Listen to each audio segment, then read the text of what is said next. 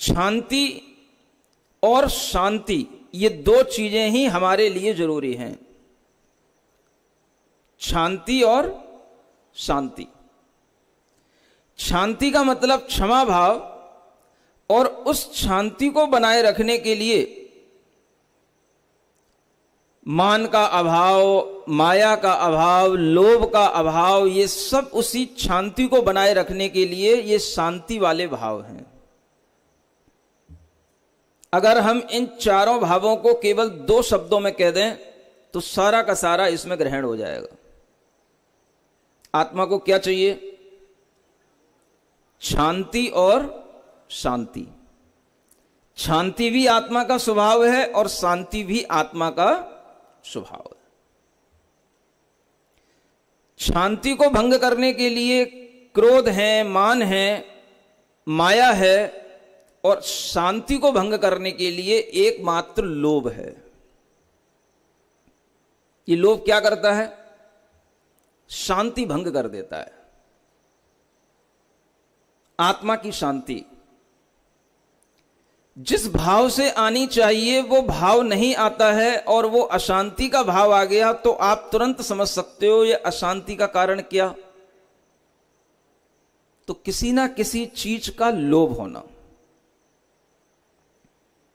और जब लोभ हो जाता है तो फिर हमारे अंदर उसी चीज पर अपना मन लगता है, उसी चीज को पाने की इच्छा बनी रहती है, इसलिए वो इच्छा फिर हमें आत्मा की शांति से बहुत दूर ले जाती है।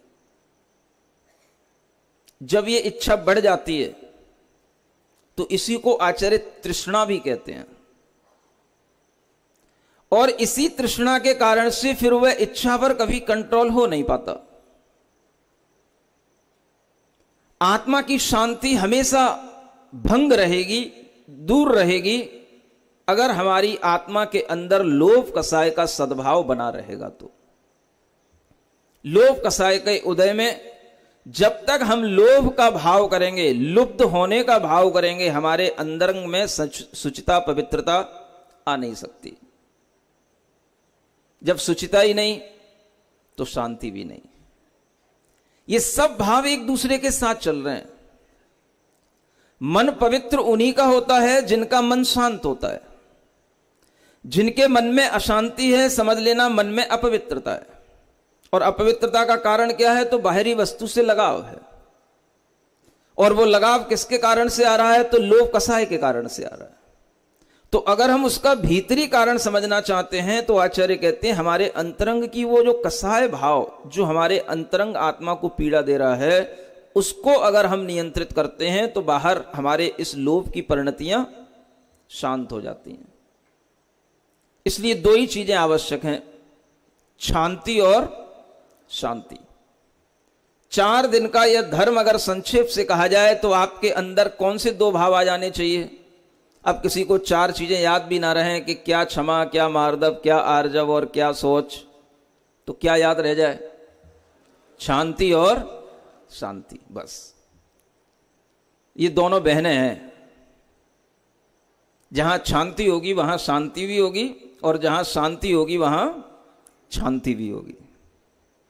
शांति तो किसी बहन का नाम मिल सकता है, शायद हमने शांति किसी बहन का नाम नहीं सुना।